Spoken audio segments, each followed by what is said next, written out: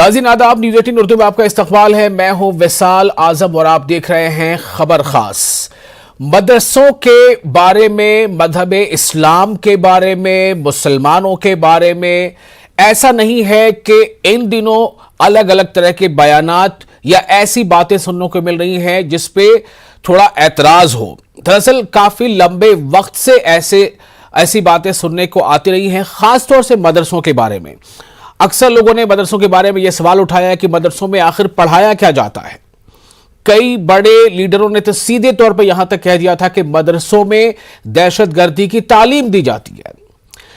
जब आडवाणी साहब जो है वजीर आजम थे, नायब वजीर आजम थे, या हम ये कह लें कि वजीर दाखिला थे, उन दिनों भी ये बात बहुत ज्यादा बढ़ चढ़कर सामने आई थी और नायब वजीर आजम होते हुए उस दौर में भी ये बात उठी थी और बाकायदा सर्वे हुआ था, इसको लेकर जांच हुई थी। कहीं किसी मदरसे में किसी भी तरह की दहशतगर्दी की तालीम के कोई निशान नहीं मिले थे, लेकिन उसके बावजूद मदरसों पे अक्सर नजरें टेढ़ी रही हैं।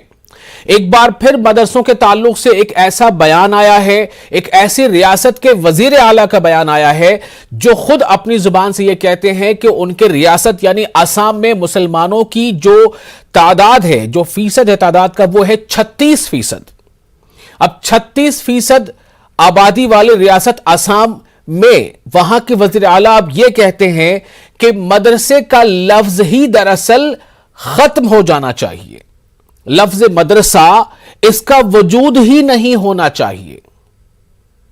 अब जरा सोचिए कि वो इतनी शिद्दत से लफ्ज मदरसा से क्यों इन्हें मतलब चुभन महसूस होती है। क्या वो लफ्ज मदरसा से डरते हैं? क्या उन्हें चुभन होती है? क्या उन्हें टीस होती है लफ्ज मदरसा से? आखिर ऐसा क्यों है? उन्होंने यहां तक कहा, जिनका नाम है हिमंता बिस्वा शर्मा, आसाम के वजीर आला हैं, जो मौजूदा सरकार है उसके पहले वाली सरकार में वजीर दाखिला हुआ करते थे, और उनका अगर हम पास्ट देखें तो वो भी कांग्रेस पार्टी को छोड़कर बीजेपी में शामिल हुए एक लीडर हैं, हिमंता बिस्वा शर्मा।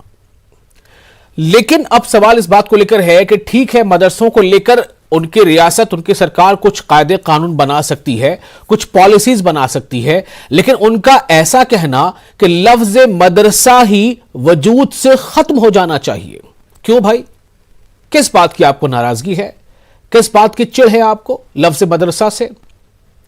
ऐसे कई सवाल हैं जो उनके बयान पर लोग सवाल पूछ रहे हैं, सवाल उठा। दरअसल 22 मई को उन्होंने एक दिल्ली में आरएसएस का एक प्रोग्राम था जिसमें आइडिया ऑफ इंडिया जैसी कुछ बात थी, और धर्म और राजनीति और ये सब क्या है उस पर अपनी वो बातें रख रहे थे।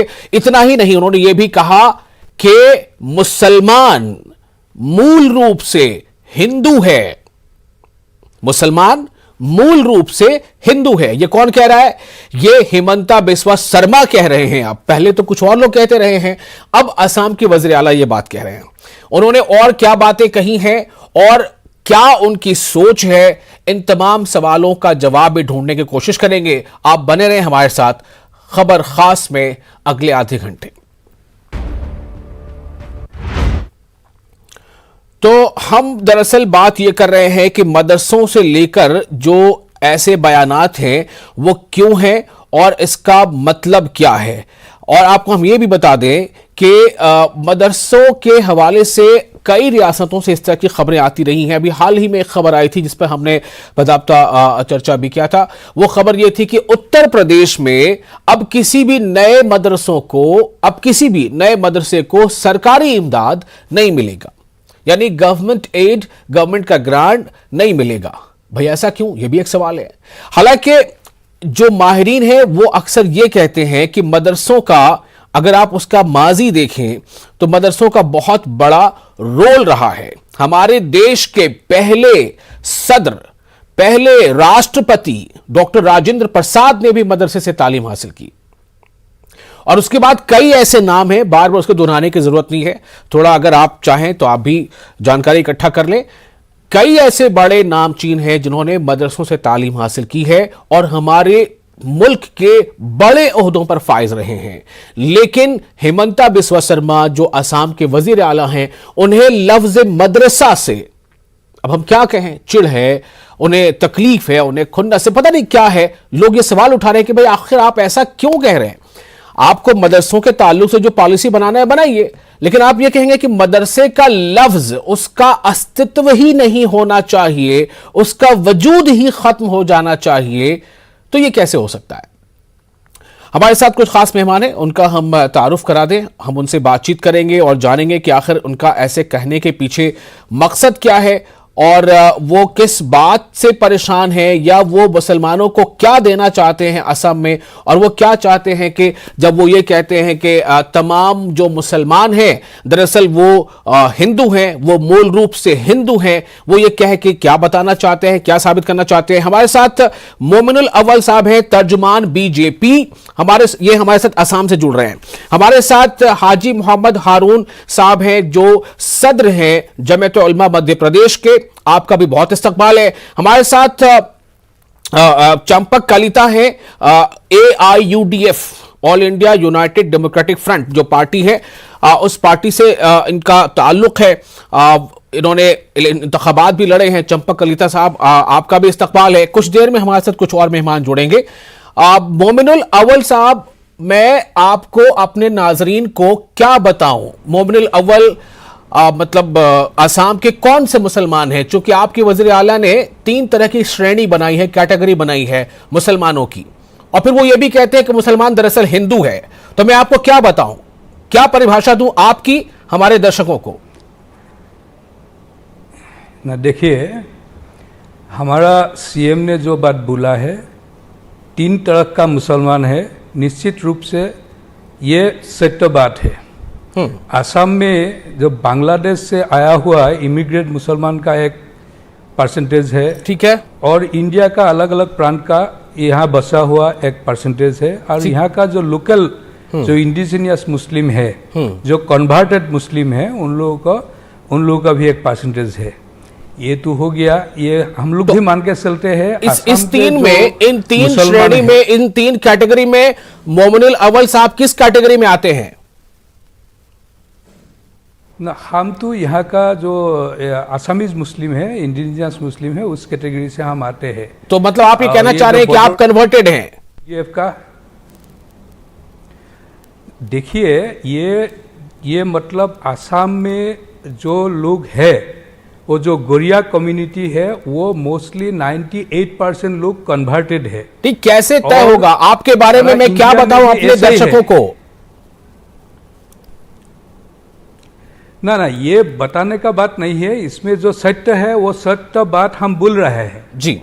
जो असम में जो 36% मुस्लिम है, यहाँ का एक परसेंटेज है 8% से 9% मुस्लिम है, जो यहाँ का लोकल कम्युनिटी से कन्वर्ट होकर इस्लाम ग्रहण किया है। असम में 360 आया था, जो धर्म प्रसार करने के लिए, इस्लाम प्रसार करने के लिए।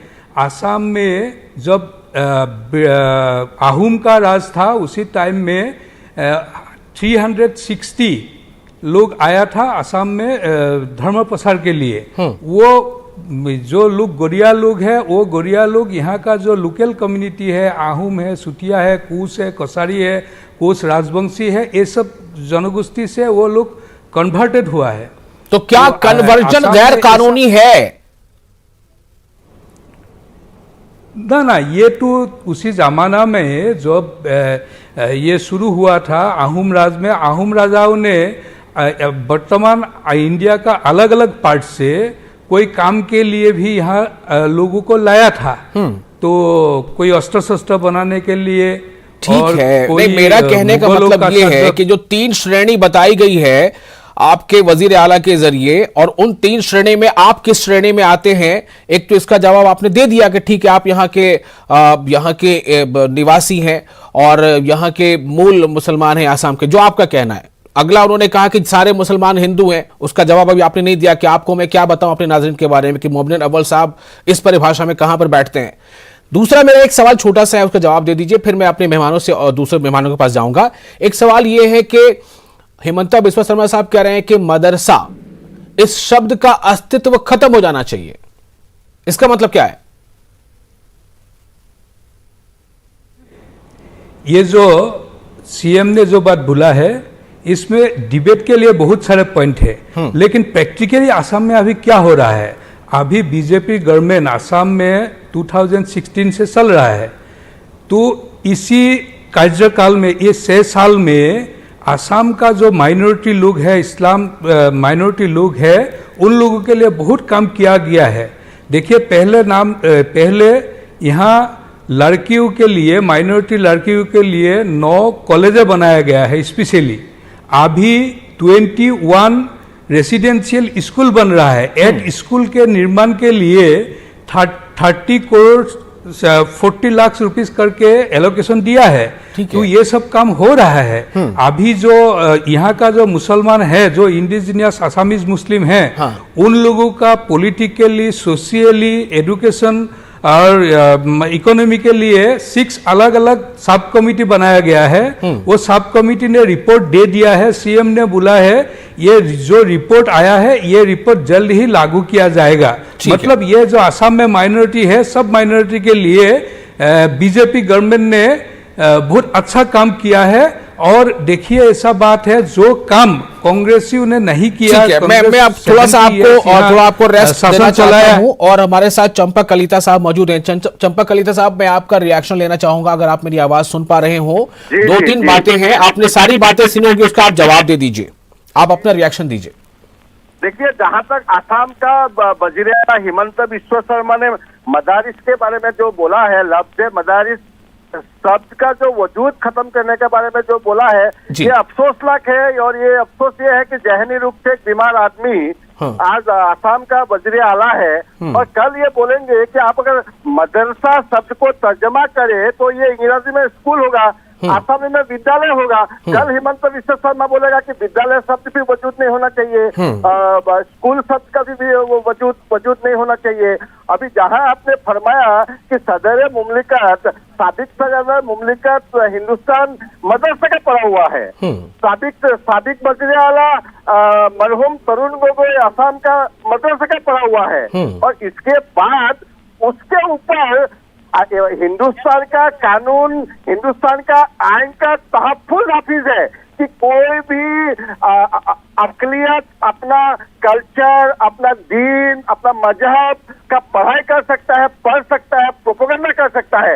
इसीलिए मैं समझता हूँ आसाम का वज़ीर आला हिमंत बिस्वा शर्मा ये एक एंटी कॉन्स्टिट्यूशनल, ये आइन का विरुद्ध उन्होंने ये अपना जहनी वो जाहिर किया है। और मैं चाहता हूं कि वजीर आजम या आइन, अदालत, सुप्रीम कोर्ट, हाई कोर्ट इस चीज का कंसर्न लेना चाहिए, नहीं तो ये मैसेज बहुत गलत जाएगा। और हिंदुस्तान में जो अक़लियत है, अक़लियत का जो भरोसा है स्टेट पर, वो भरोसा उठने का एक स्वभाव पैदा हो सकता है। जी चलिए, ये आपने सुना अभी चंपक कलिता को, जो AIUDF के की तर्जुमानी कर रहे हैं और काफी अच्छे लीडर हैं और इन्होंने इंतखाबात भी लड़े हैं। मैं अब रिएक्शन लेना चाहता हूं, थोड़ा हमारे साथ मौजूद है तीसरे मेहमान। और दरअसल हम आज बात इसको लेकर कर रहे हैं, मैं अपने नाज़रीन को फिर से एक बार कह दूं कि आसाम के जो वज़ीर आला हैं हिमंता बिस्वा शर्मा, उन्होंने एक तो वहां पर आसाम में जो ऐसे मदारिस हैं जहां पर सरकारी पैसे से जो मदारिस यानी सरकारी इमदाद से मदारिस चले थे उनको बंद किया। उनका सीधा कहना था कि सरकारी पैसों से हम एक खास मजहब के लोगों को खास दीनी बातें क्यों हम सिखाएं, हम कुरान क्यों सिखाएं। एक तो उनका अपना लॉजिक था। दूसरी बात ये, वही चीज अभी उत्तर प्रदेश में हुई है कि जो नए मदारिस अब होंगे वहां सरकारी ग्रांट, सरकारी मदद नहीं मिलेगी। बात यहां तक समझ में आती है। लेकिन हिमंता बिस्वा शर्मा ये कहते हैं, दिल्ली में एक प्रोग्राम था RSS का और जो मौजूद था कि आइडिया ऑफ इंडिया और तालीम में मजहब का किरदार, उस पर उन्होंने कहा कि मदरसों का जो वजूद है वो खत्म हो जाना चाहिए, लफ्ज मदरसा ही नहीं होना चाहिए। तो मैं इस पर रिएक्शन लेना चाहता हूं। हमारे साथ मौजूद है हाजी मोहम्मद हारून साहब, जो सदर हैं जमीयत उलमा मध्य प्रदेश के। हारून साहब, आपका क्या रिएक्शन है इस पर? क्या मदरसे खत्म हो जाएंगे पूरी तरह से? क्या मदरसों का वजूद मिट जाएगा? वजीर आला हिमंता बिस्वा शर्मा ये कह रहे हैं। जी जी, बिस्मिल्लाहिर्रहमानिर्रहीम। मेरी आवाज आ रही है आप तक? जी आ रही है। जी देखिए, ये तो फिरका परस्ती का जो उरूज होता है वो नुक्ता उरूज पर पहुंच चुकी है। जब हिंदुस्तान में मदरसों को मॉडर्नाइजेशन की बात की जा रही थी, तब ये सिलसिला शुरू हुआ कि मदरसों को ग्रांट दी जाए। जो हिंदुस्तान के बड़े मदरसे हैं वो तो कोई ग्रांट नहीं लेते, जो छोटे छोटे मदरसे हिंदुस्तान में उनको ग्रांट दी जाती है। वो उस ग्रांट से तो पहला एक सवाल ये होता है कि क्या हिंदुस्तान का मुसलमान टैक्स नहीं देता? जब वो टैक्स देता है तो उसको क्या मुल्क के वसीलों से उसको हासिल करने का हक नहीं होता है? तो मुल्क में हमारा हक है, हम भी टैक्स देते हैं, हम भी मदद करते हैं, हम भी इस पर टैक्स देते हैं, हम भी टैक्स देते हैं। एक तरफ तो भारत सरकार बात करती है कि मदरसों में मॉडर्न एजुकेशन दिलाई जाएगी, और दूसरी तरफ आसाम का चीफ मिनिस्टर, वो जाहिर है उसको पता नहीं है कि हिंदुस्तान के मदरसों से तो हिंदुस्तान की आजादी की तारीख वाबस्ता है। हिंदुस्तान की आजादी की तारीख जो है मदरसों से लिखी गई। दारुल उलूम देवबंद और जैसे हजारों मदरसों के लोगों ने मुल्क की आजादी में कुर्बानियां दी। आज इन मदरसों में इनको कीड़े नजर आने लगे, ये सोचने वाली बात है। तो ये मेरा ये कहना है कि ये दो तीन बातें जमा कर रहे हैं। एक तो मदरसों के नाम से इनको चिड़े, तो आप चाह भी दीजिए कि हिंदुस्तान में मुसलमानों को ही न रखे, सारे मुसलमानों का कत्लेआम करा दें, ये खुश हो जाएंगे। और इनके लोग ये ऐलान करते रहते हैं रोजाना कि इतनों को मारेंगे, इतनों को मारेंगे। अगर इनको मदरसों को इमदाद नहीं करनी है तो न करें। हम अपने पैसे से अपना भीख मांग के हिंदुस्तान के मदरसों को चलाते हैं और चला लेंगे। इंशाल्लाह मदरसे बंद नहीं होंगे, ये बंद हो जाएंगे, ये खत्म हो जाएंगे इंशाल्लाह ताला। ये हमारा साफ कहना है। ठीक है। तलहा रशादी साहब हमारे साथ हैं, तर्जुमान हैं राष्ट्रीय उलमा काउंसिल के। तलहा साहब, रिएक्शन चाहिए। पहला सवाल तो ये कि हिमंता बिस्वा शर्मा ने जो कहा है कि मदरसों का वजूद खत्म हो जाना चाहिए, शब्द और लफ्ज़ मदरसा ही नहीं होना चाहिए, और बाकी बहुत सारी बातें आप सुन चुके हैं। मैं जानना चाहता हूं कि आप हमें ये बताएं कि जो लोग मदरसे से जुड़े हैं, क्या उनमें एक तरह की बेचैनी पैदा हो जाएगी? कई रियासतों से इस तरह की बातें सामने आ रही हैं। उत्तर प्रदेश में हाल ही में वहां की काबीना ने यह फैसला लिया है कि नए मदरसों को सरकारी ग्रांट नहीं दिया जाएगा। तलहा रशादी, देखिए, ये ज़हनी दिवालियापन है चीफ मिनिस्टर का। ये नहायत ही अफसोसनाक है और नहायत ही शर्मनाक है कि हिंदुस्तान जो दुनिया का सबसे बड़ी जमहूरिया है, उसके एक स्टेट के चीफ मिनिस्टर इस तरह का बयान दे रहे हैं। और वो चीफ मिनिस्टर जिन्होंने कॉन्स्टिट्यूशन की ओथ ली है, कॉन्स्टिट्यूशन पे शपथ ली है और सबको साथ सबके ईमानदारी और बराबरी की कसम खाई है, उसके बावजूद एक पूरी एक पर्टिकुलर कम्युनिटी को वो इस तरह से टारगेट कर रहे हैं। निहायत ही अफसोसनाक है। उनको शायद पता नहीं है, इल्म भी नहीं है इस बात का कि जो देश के पहले एजुकेशन मिनिस्टर जो थे मौलाना अबुल कलाम आजाद, उनसे लेकर जो देश के सबसे बड़े साइंटिस्ट थे जिन्हें मिसाइल मैन का खिताब दिया गया, डॉक्टर एपीजे अबुल कलाम, तो मौलाना अबुल कलाम आजाद से लेकर डॉक्टर एपीजे अबुल कलाम तक मदरसे से ही निकल कर आए। वो कहाँ कहाँ छाटेंगे मदरसे को और कहाँ कहाँ मदरसे को बदनाम करेंगे। ये और मदरसे का मतलब उनको कोई जाके पढ़ाए। मैं आपके चैनल के माध्यम से उनको बताना चाहता हूँ, मदरसा उस जगह को कहते हैं, दर्स शब्द से मदरसा बना है, जहाँ दर्स दिया जाता हो, जहाँ सबक दिया जाता हो, सबक जहाँ शिक्षा दी जाती है, जहाँ जिंदगी में सही से चलने का, सीखने का, पढ़ने का, उठने बैठने की तरबियत दी जाती है, दर्स से मदरसा बना है। दर्स की जगह वो कहाँ मदरसे को बंद करेंगे? अगर वो मदरसा बंद करने की बात करना है तो शिक्षा बंद करना होगा, तो स्कूल बंद करना है, कॉलेज। और वैसे भी सरकार की पॉलिसी ये जानती है कि जब तक लोग जाहिल रहेंगे ये रूल कर लेंगे, ये हुकूमत कर लेंगे। लोग पढ़ने लिखने लगेंगे तो रोजगार की बात करेंगे, वो नौकरी की बात करेंगे, महंगाई की बात करेंगे, रोटी कपड़ा और मकान की बात करेंगे, बुनियादी मुद्दे पे बात करेंगे। इसीलिए इन तमाम मुद्दों से लोगों को दूर रखने के लिए, आवाम के जहन को गाफिल रखने के लिए, बढ़ती हुई महंगाई से, बेरोजगारी से, आप डॉलर के हालात देख लीजिए, हिंदुस्तान भुखमरी के कगार पर है, अनाज की कमी होगी, एक्सपोर्ट रोक दिए गए। तो इन तमाम मुद्दों से दूर करने के लिए ये मदरसा कभी तो कभी ज्ञानवापी तो कभी मुसलमानों को एक इस तरह से इस मुल्क में मुसलमानों का डिह्यूमनाइजेशन किया जा रहा है, ताकि मुसलमानों को बलि का बकरा बनाकर ये अपनी सियासत जारी रख सकें और पोलराइजेशन की जो इनकी सियासत है, तुष्टीकरण की सियासत है, जारी रख सकें। ये निहायत ही अफसोसनाक और शर्म है। और मैं ये मांग करता हूँ कि असम की चीफ मिनिस्टर हिंदुस्तान के मुसलमानों से माफी मांगे और अपने अल्फाज को वापस लें। उनका एक कहना यह भी है कि मुसलमान मूल रूप से एक हिंदू है। उन्होंने आगे कहा कि उसे घर वापसी या पुनर्परिवर्तन की एक प्रक्रिया से जोड़ना, जहां कोई व्यक्ति, कोई शख्स अपने मूल धर्म में वापस लौटता है, सिर्फ एक विशेष वातावरण, एक खास तरह का एनवायरनमेंट और एक खास तरह की तालीम के जरिए ही मुमकिन हो पाएगा ऐसा करना।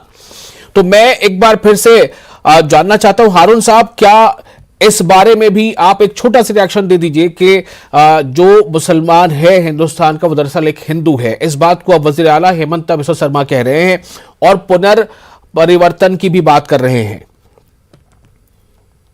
बुनियादी तौर पर इनको ये समझना चाहिए जी कि जो हिंदू शब्द है जी वो एक खास मजहब के लिए इस्तेमाल होने लगा है जी, वरना ये शब्द तो हिंद से मिला है, हिंद का भारत। अगर जोग्राफिकली बात करेंगे तो हिंदुस्तान में रहने वाले सारे हिंदी हैं, हिंदू नहीं है। तो आपने इस शब्द को तो एक धर्म के साथ जोड़ दिया, तो भारत में रहने वाले सब हिंदू नहीं हो सकते। भारत में मुसलमान भी रहते हैं, सिख भी रहते हैं, ईसाई भी रहते हैं, जैन भी रहते हैं। तो इसका मतलब ये सब बटे हुए अलग अलग है और हिंदुस्तान की यही खूबी है कि बटे हुए होने के बावजूद भी भारत एक है। तो हम तो सब एक मानते हैं। और दूसरी बात ये जो कह रहे हैं कि मूल धर्म में आ जाओ, तो ये मूल धर्म कौन तय करेगा? हम ये कहते हैं कि आदम अलैहिस्सलाम मुसलमान थे, नूह अलैहिस्सलाम मुसलमान थे, यूनुस अलैहिस्सलाम मुसलमान थे। तो हमारे धर्म के हिसाब से तो मूल धर्म इस्लाम है। तो हम इनसे कहेंगे कि जो हिंदू है तो इस्लाम धर्म कबूल कर लें। हमारे धर्म के हिसाब से मूल धर्म ये है, उनके धर्म के हिसाब से वो मूल धर्म हो सकता है। मेरा धर्म इस्लाम है, मैं इस्लाम में रहूंगा, तो ये कौन होते हैं मेरा धर्म परिवर्तन करने वाले? ये मैं जवाब लेना चाहूंगा। हमारे साथ मोमिनुल अव्वल साहब हैं, तर्जुमान बीजेपी असम से जुड़े हुए हैं। मोमिनुल अव्वल साहब, ये मूल धर्म का मतलब क्या हुआ और क्या आप भी कुछ ऐसा सोच रहे हैं? मतलब वज़ीर आला कहना क्या चाह रहे हैं, मुझे ये बताएं। जो आसाम में मुसलमान हैं, क्या वो ये चाहते हैं कि सारे के सारे जो है वो हिंदू हो जाएं? उनके मतलब क्या है कहने का?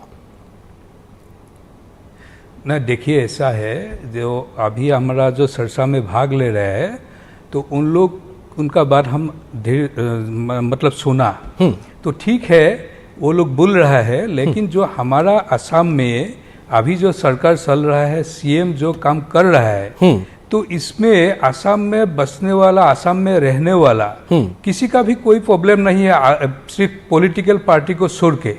जो मुसलमानों को लेके पॉलिटिक्स करता है उन लोगों का प्रॉब्लम हो रहा है, बाकी आम लोगों का कोई प्रॉब्लम नहीं हो रहा है।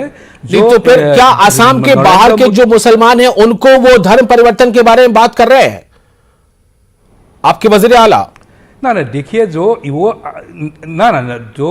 बात आप भी कर सकते हैं, हम भी कर सकते हैं, एक आह्वान दे सकते हैं किसी को, लेकिन उसका आह्वान में कौन कितना ये आएगा नहीं आएगा वो तो दूसरा है। जो मुसलमानों का ईमान का जो मजबूत है वो तो जानता है क्या करना है।